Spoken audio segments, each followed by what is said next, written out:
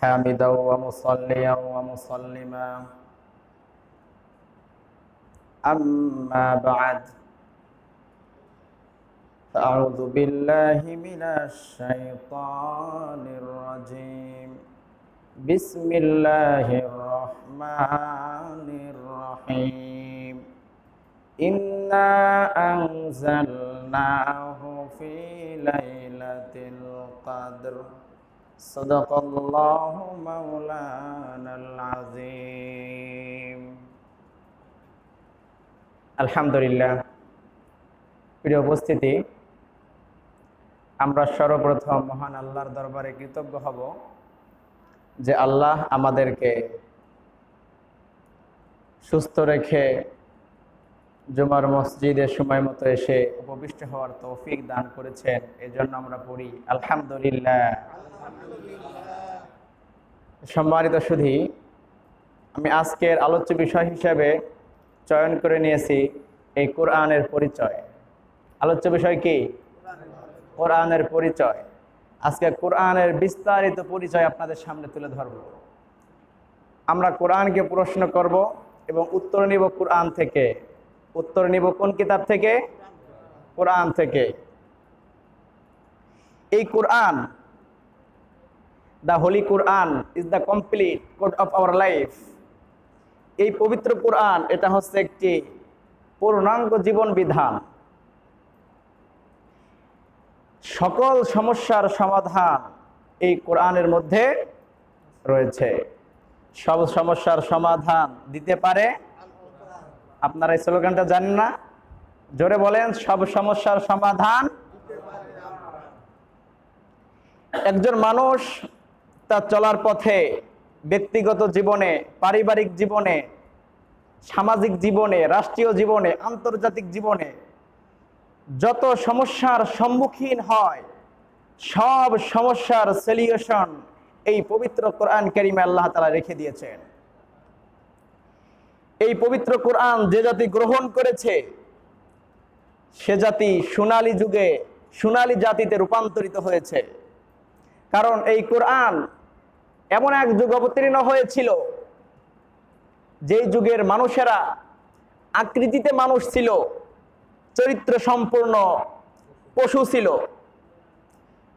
অমানবিকতার চূড়ান্ত সীমায় উপনীত হয়েছিল যে জাতি, এমন এক জাতি উপরে আল্লাহ তাআলা এই কোরআন নাজিল করে ওই জাতিকে সোনালী জাতিতে রূপান্তরিত করে দিল। চিৎকার করে বলেন সুবহানাল্লাহ।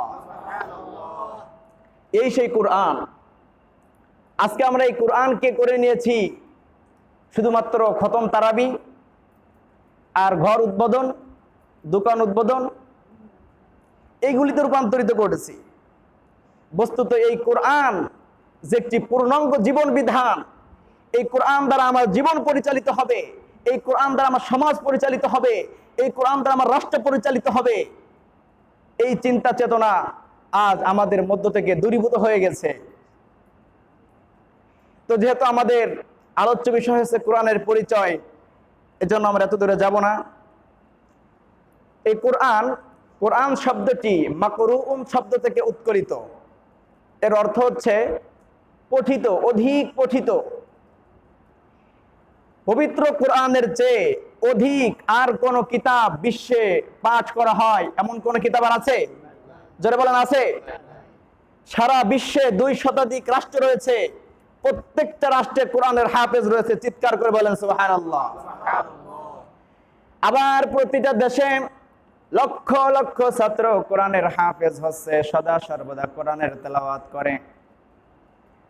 এখানে দিন, বাংলাদেশে দিন চলছে, কোরআনের হাফেজরা কোরআন তেলাওয়াত করেছে। গভীর রজনীতে যখন বাংলাদেশের হাফেজরা ঘুমিয়ে যায়, তখন আমেরিকার হাফেজগুলি, তখন তো আমেরিকায় দিন, তারা কোরআন তেলাওয়াত শুরু করে। আবার গভীর রজনীতে আমেরিকা যখন ঘুমিয়ে যায়, সৌদি আরব থেকে পবিত্র কোরআনের হাফেজরা কোরআন কারীমের তেলাওয়াত শুরু করে দেয়। চিৎকার করে সুবহানাল্লাহ।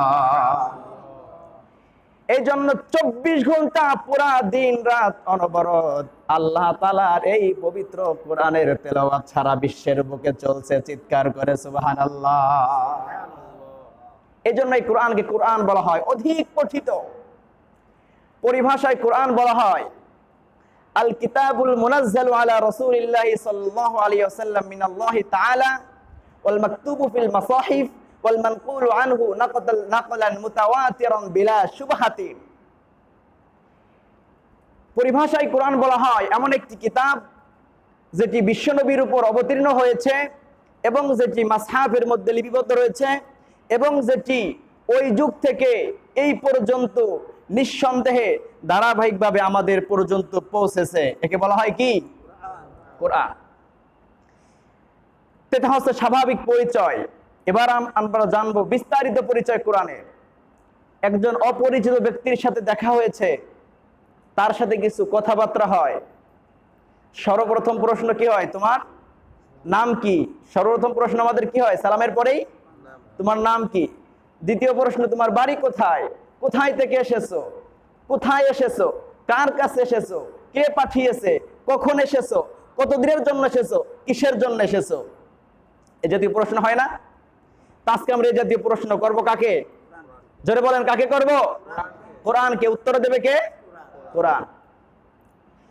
কোরআনকে যদি আপনি সর্বপ্রথম প্রশ্ন করেন, ও কোরআন, তোমাকে কোরআন নামে আমরা জানি, তবে তোমার সুন্দর নামটা আমাদেরকে জানিয়ে দাও। তোমার প্রকৃত নাম কি? পবিত্র কোরআন কারীম উত্তর দিয়ে দেয়, বাল হুয়া কুরআনুম মাজিদ। আমার নাম কি? আমার নাম কোরআন মাজিদ। এই কোরআনের নাম আমরা শুধু কোরআন জানি। এই কোরআনের ৭২টি নাম রয়েছে। কতটি নাম? ৭২টি নাম। এর নাম কোরআন, এর নাম ফুরকান, এর নাম হুদা, এর নাম জিকির, এর নাম আয়াতুল্লাহ। এভাবে ৭২টি নাম রয়েছে এই পবিত্র কোরআনে। এই পবিত্র কোরআনকে যদি আপনি প্রশ্ন করেন, কোরআন বুঝতে পারলাম তোমার নাম হলো কোরআন মাজিদ, তবে তোমার বাসা কোথায়? তোমার বাড়ি কোথায়? তুমি কোথায় থেকে এসেছো? পবিত্র কোরআন উত্তর দিয়ে দিবে, ফি লাউহিম মাহফুজ। আমার বাড়ি হচ্ছে লোহে মাহফুজে। কোথায় আমার বাড়ি? লোহে মাহফুজে।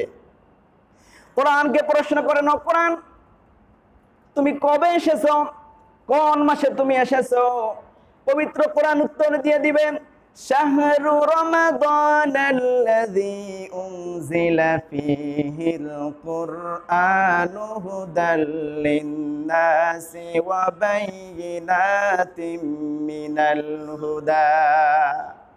আমি রমাদানুল কারীমে দুনিয়ার বুকে অবতরণ করেছি। কোন মাসে? রমাদানুল কারীমে। এবার কোরআনকে প্রশ্ন করেন, ও কোরআন, বুঝতে পারলাম তুমি রমাদানুল কারীমে দুনিয়ার বুকে অবতরণ করেছো, পবিত্র মাহে রমাদান এসেছো, তবে রমাদানুল কারীমের কোন দিনে এসেছো নাকি কোন রাতে এসেছো? এটা আমাদেরকে বিস্তারিতভাবে জানিয়ে দাও। কোরআন উত্তর দিয়ে দিবে, ইন্না আনজালনাহু ফি লাইলাতিল কদর। আমি যখন এসেছিলাম তখন ছিল রাত্র, আর ওই রাত্রটা ছিল লাইলাতুল কদর। এবার কোরআনকে প্রশ্ন করেন, ও কোরআন, তোমার নাম জানলাম, তোমার আসল বাড়ি জানলাম, তোমার পরিচয় ভালোভাবে জানলাম, এখন বলো তোমাকে পাঠিয়েছে কে? এখানে কে তোমাকে পাঠিয়েছে? পবিত্র কোরআন উত্তর দিয়ে দিবে, তানজিলাম মির রাব্বিল আলামিন। আমাকে পাঠিয়েছে রব্বে কারীম, আমাকে পাঠিয়েছে জগৎ সমূহের স্রষ্টা মহান আল্লাহ। চিৎকার করে বলেন সুবহানাল্লাহ। এবার কোরআনকে প্রশ্ন করেন, ও কোরআন, তুমি কার কাছে এসেছো? তোমার পরিচয় তো জানলাম, কিন্তু এসেছো কার কাছে?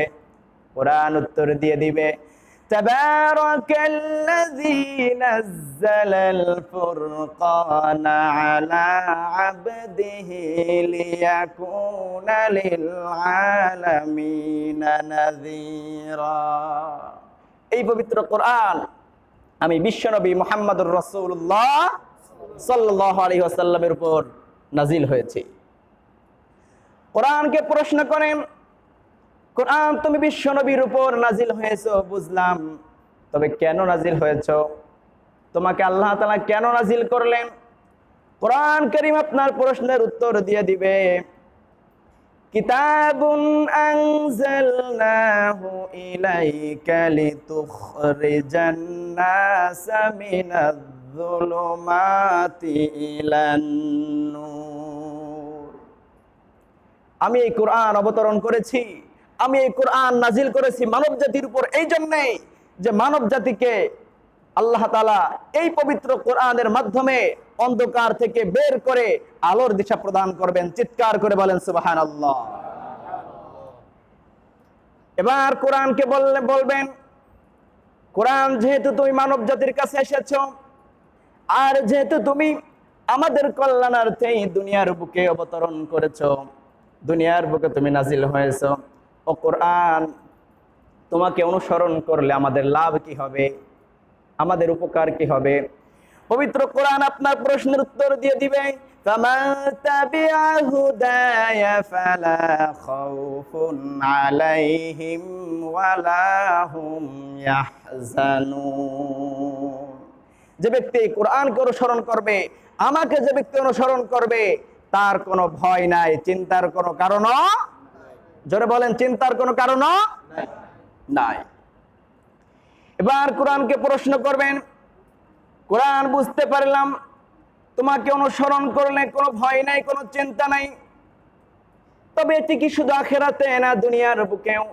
দুনিয়াতে চলতে হলে আমাদের অনেক জীবন রয়েছে, আমাদের পারিবারিক জীবন, ব্যক্তিগত জীবন, সামাজিক জীবন, রাষ্ট্রীয় জীবন, আন্তর্জাতিক জীবন। আমাদেরকে নির্বাচন করতে হয়, পৌরসভা নির্বাচন করতে হয়, আমাদেরকে ব্যবসা করতে হয়, বাণিজ্য করতে হয়, আমাদেরকে চাকরি করতে হয়, আমাদেরকে পড়াশোনা করতে হয়, আমাদেরকে কৃষি কাজ করতে হয়, আমাদেরকে যাবতীয় কাজ করতে হয়। কোরআন এই সমস্ত কাজ যদি আমরা করতে পারি, আর এই সমস্ত কাজ যদি আমরা করি, পাশাপাশি এই সব কিছু কি তোমার মধ্যে আমরা পাবো নাকি? কোরআন উত্তর দিয়ে দিবে,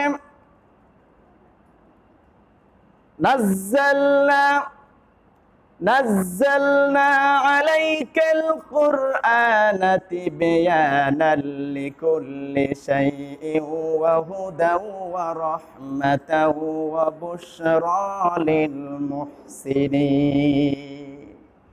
মানব জাতির যত চাহিদা রয়েছে, মানুষ জীবনে চলতে গেলে যত কিছু প্রয়োজন হয়, যা কিছুর দরকার হয়, সব কিছুর সলিউশন রয়েছে কোন কিতাবে? আর একটু জোরে বলেন, কোন কিতাবে? কোরআনে। কোরআন বলে আমাকে যদি অনুসরণ করেন, রাষ্ট্রে খুন খারাপি থাকবে না, চুরি থাকবে না, ডাকাতি থাকবে না, রাহাজানি থাকবে না, দুর্নীতি থাকবে না। আমাকে যদি অনুসরণ করা হয়, রাষ্ট্রে শান্তি বর্ষিত হবে, রহমত বর্ষিত হবে, আর রাষ্ট্র সোনালী রাষ্ট্রে পরিণত হয়ে যাবে। চিৎকার করে বলেন সুবহানাল্লাহ। কোরআনকে বলেন, ও কোরআন, তুমি যেহেতু দুর্নীতি দমন করবে, তুমি সুদ প্রতিরোধ করবে, ঘুষ প্রতিরোধ করবে, জুলুম নির্যাতন তুমি দমন করবে, এইগুলোতে আমাদের চরিত্র, এইগুলোতে আমাদের অভ্যাস। আমরা সুদ খাই, আমরা ঘুষ খাই, আমরা মিথ্যা বলি, আমরা মুনাফিকি করি, আমরা প্রতারণা করি, আমরা কোরআন বিরোধী আইন প্রতিষ্ঠা করার দুঃসাহস করি। ও কোরআন, যেহেতু তুমি আমাদের এই সব কিছুর বিরুদ্ধাচরণ করবে, সব কিছুর বিপরীত তুমি করবে, তাহলে তোমাকে হেফাজত করবে কে? তোমাকে কে লিড দেবে? কোরআন কারীম উত্তর দিয়ে দিবেন, ইন্না নাহনু নাযালনা যিকরা ওয়া ইন্না লাহু লাহাফিজুন। নাজিল করেছেন যিনি, হেফাজত করবেন তিনি। এটা নিয়ে তোমাদের চিন্তা করার কারণ নাই। আমাকে হেফাজত করবে কে? আমাকে হেফাজত করবে আল্লাহ। এটা ল্যাম্পের মতো বাতি নয় যে মুখের ফুৎকার দিয়ে নিভিয়ে দিবে, বরং এটা হচ্ছে বিদ্যুতের বাতি। সুইচ রয়েছে কার কাছে? আল্লাহর কাছে।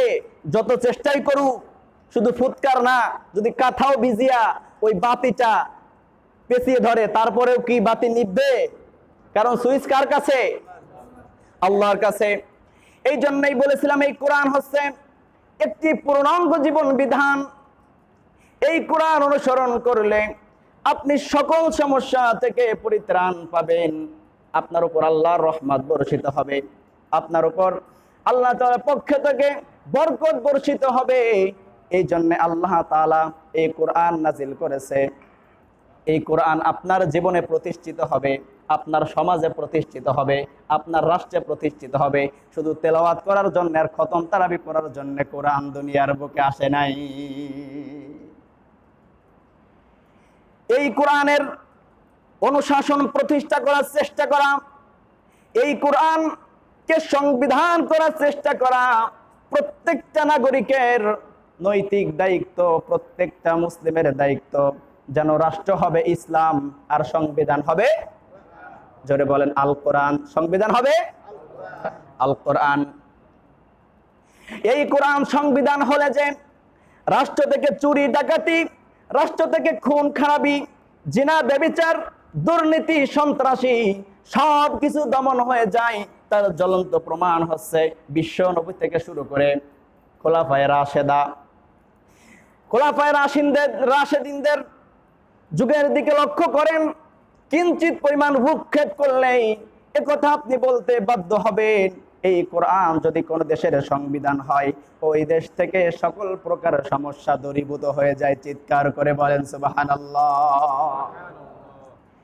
এই জন্যে আপনারাও তৈরি হন, আমরা ওই দিনের অপেক্ষায় আছি যেই দিনে এদেশের রাষ্ট্রপ্রধান হবে হযরত ওমরের প্রতিচ্ছবি একজন, যেদিন রাষ্ট্র হবে ইসলাম আর কোরআন হবে সংবিধান। এদেশের প্রতিটা বিধিবিধান কোরআন অনুযায়ী পরিচালিত হবে। চিৎকার করে বলেন ইনশাআল্লাহ। এই কোরআন যে জাতি গ্রহণ করে নিয়েছে সে জাতি কেমন উন্নত হয়েছে, আর তারাও এই কোরআনকে কিভাবে গ্রহণ করে নিয়েছিল, এই কোরআনের ব্যাপারে তাদের কত দক্ষতা ছিল, কত বিজ্ঞতা তাদের এই কোরআনের উপর ছিল। তদানীন্তন সময়ের লোকেরা এই কোরআন দিয়ে কথা বলার যোগ্যতা অর্জন করেছিল। চিৎকার করে বলেন সুবহানাল্লাহ। ছোট্ট একটা ঘটনা বললে আপনারা বুঝতে পারবেন এই কোরআন কিভাবে তারা অধ্যয়ন করেছিল। প্রসিদ্ধ মুহাদ্দিস আব্দুল্লাহ ইবনে মুবারক রাহমাতুল্লাহ আলাইহি হজের জন্য গমন করেছেন। হজের কার্যাদি সম্পাদন করে যখন তিনি বাড়ি অভিমুখে রওনা করবেন, তখন দেখেন কাবার চত্বরে একজন মহিলা চাদর মুড়ি দিয়ে শুয়ে আছে। আব্দুল্লাহ ইবনে মুবারক ওই মহিলার নিকটবর্তী হলেন, দেখি মহিলা জিন্দা নাকি মৃত। নিকটবর্তী হয়ে আব্দুল্লাহ ইবনে মুবারক সালাম করলেন, আসসালামু আলাইকুম ওয়া রাহমাতুল্লাহ। ভিতর থেকে ওই মহিলা মাতৃভাষায় উত্তর না দিয়ে পবিত্র কোরআনের আয়াত দ্বারা উত্তর দিয়ে দিলেন, সালামুন কাওলাম মির রাব্বির রহিম। চিৎকার করে বলেন সুবহানাল্লাহ। মহান আল্লাহ তাআলা মহাদয়াময় অসীম দয়ালু আল্লাহ তাআলার পক্ষ থেকে আপনার উপরও শান্তি বর্ষিত হোক। মুহাদ্দিস আবার প্রশ্ন করলেন, ও মা, হজ শেষে তো প্রত্যেকেই যার যার বাড়িতে চলে গেছে, আপনি এখনো এখানে শুয়ে আছেন কেন? কিসের জন্য আপনি এখনো বাসায় যান নাই? মহিলাটি এই প্রশ্নের উত্তর মাতৃভাষায় না দিয়ে পবিত্র কোরআন কারীম থেকে উত্তর দিয়ে দিলেন, মাইয়ুদলিলিল্লাহু ফামালাহু মিন হাদ। যে ব্যক্তি পথভ্রষ্ট হয়ে যায় তাকে পথ দেখানোর মতো আর কেউ নেই। অর্থাৎ তিনি বুঝাতে চাচ্ছেন যে আমি তো পথ ভুলে গিয়েছি, আর আমি যাদের সাথে হজে এসেছিলাম তারাও আমাকে রেখে চলে গেছে, এর জন্য আমি পথ চিনি না, বাড়িও যেতে পারছি না। আব্দুল্লাহ ইবনে মুবারক জিজ্ঞেস করলেন, ও মা, আপনি এখানে কয়দিন যাবত এভাবে শুয়ে আছেন? বুড়িমা আব্দুল্লাহ ইবনে মুবারকের প্রশ্নের উত্তরে মাতৃভাষা না বলে পবিত্র কোরআনের আয়াত বলে দিলেন, সালাসা লায়ালিন সাওয়িয়া। আমি 3 দিন 3 রাত এখানে আছি।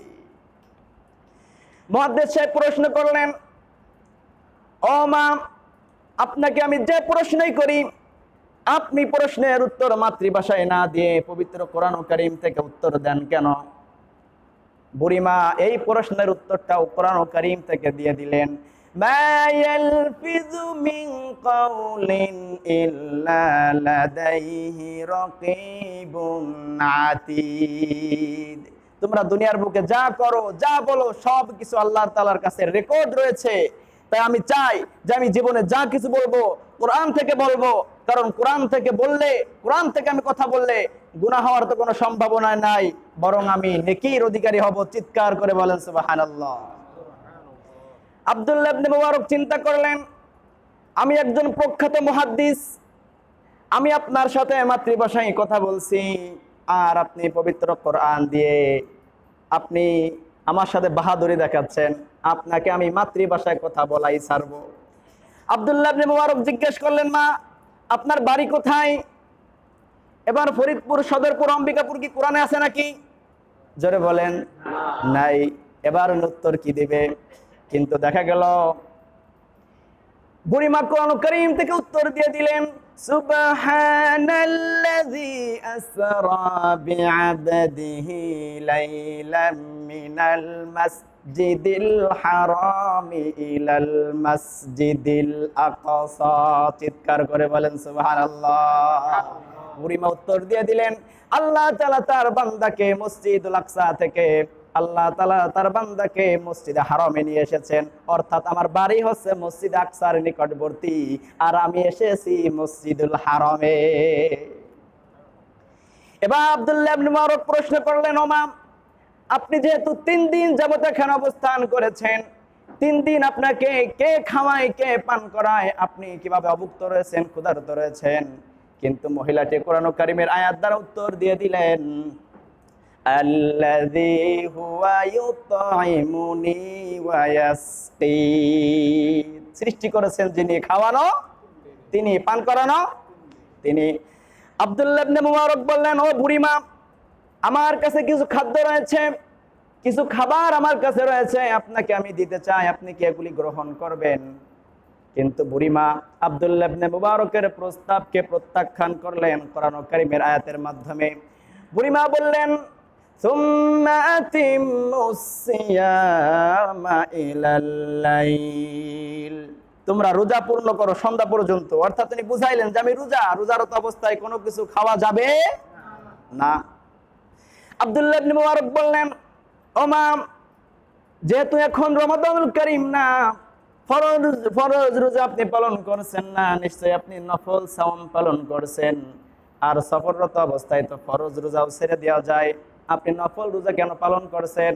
আপনি নফল রোজা ভেঙে দিয়ে খাদ্য খান, অনেক কষ্ট হচ্ছে আপনার। বুড়িমা কোরআন কারীমের আয়াত দ্বারা আব্দুল্লাহ ইবনে মুবারকের প্রশ্নের উত্তর দিয়ে দিলেন, ওয়া আন তাসুমু খায়রাল লাকুম ইন কুনতুম তা'লামুন। তোমরা সফররত অবস্থায় যদি রোজা পালন করো, সিয়াম সাধনা করো, এটিও তোমাদের জন্য কল্যাণকর। চিৎকার করে বলেন সুবহানাল্লাহ। মুহাদ্দিস সাহেব চিন্তা করলেন, এমন একজন দক্ষ বিজ্ঞ মহিলাকে এখানে একা ছেড়ে যাওয়া কোনো বুদ্ধিমানের কাজ নয়, এই জন্য আমি যে কোনো ভাবে তাকে বাড়িতে পৌঁছে দেওয়ার ব্যবস্থা নিব। আব্দুল্লাহ ইবনে মুবারক বললেন, ও বুড়িমা আমি কি আপনাকে আপনার বাসায় পৌঁছে দিতে পারি কিনা? বুড়িমা তার প্রস্তাব গ্রহণ করে কোরআন কারীমের মাধ্যমে, কোরআন কারীমের আয়াতের দ্বারা উত্তর দিয়ে দিলেন, ওয়া ইন তাফআলু মিন খায়রিল লাকুম ইন কুনতুম তাফআলুন ওয়া ইয়াকুনু খায়রাল লাকুম। যদি তুমি ভালো কোনো কাজ করো, যদি কোনো কল্যাণজনক কাজ করো, ইয়ালামুহুল্লাহ, ওইটাও আমার আল্লাহ জানেন, অর্থাৎ আপনি আমাকে আমার বাড়িতে পৌঁছাই দিতে পারেন। চিৎকার করে সুবহানাল্লাহ। এবার আব্দুল্লাহ ইবনে মুবারক বললেন, ও বুড়িমা তাহলে আমার উঠে সওয়ার হন। বুড়িমা উঠে সওয়ার হচ্ছে। আব্দুল্লাহ ইবনে মুবারক বুড়িমার দিকে তাকিয়ে আছেন।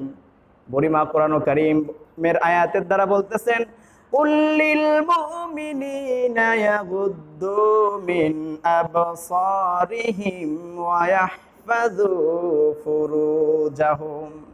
তোমরা তোমাদের চোখকে নিম্নগামী করো। অর্থাৎ বুড়িমা বোঝাতে যাচ্ছেন যে আমি একজন বয়োজ্যেষ্ঠ মহিলা, আমি উঠে আরোহণ করার সময় আমি বেসতর হয়ে যেতে পারি, এজন্য তুমি সামনের দিকে তাকাও, নিচের দিকে তাকাও, আমার দিকে তাকাও কেন? এবার বুড়িমাকে উটের উপর চড়িয়ে যখন তাকে নিয়ে আরোহণ আরম্ভ করে দিয়েছে, বুড়িমাকে আব্দুল্লাহ ইবনে মুবারক প্রশ্ন করতেছেন, ও বুড়িমা আপনার ছেলে সন্তান, আপনার কোনো সন্তান আছে নাকি? বুড়িমা কোরআন কারীমের আয়াত দ্বারা উত্তর দিয়ে দিলেন, আল মালু ওয়াল বানুনা জিনাতুল হায়াতিদ দুনিয়া। সন্তান সন্ততি এটি তো আল্লাহ তাআলার কি রহমত, অর্থাৎ আমার সন্তান সন্ততি আছে।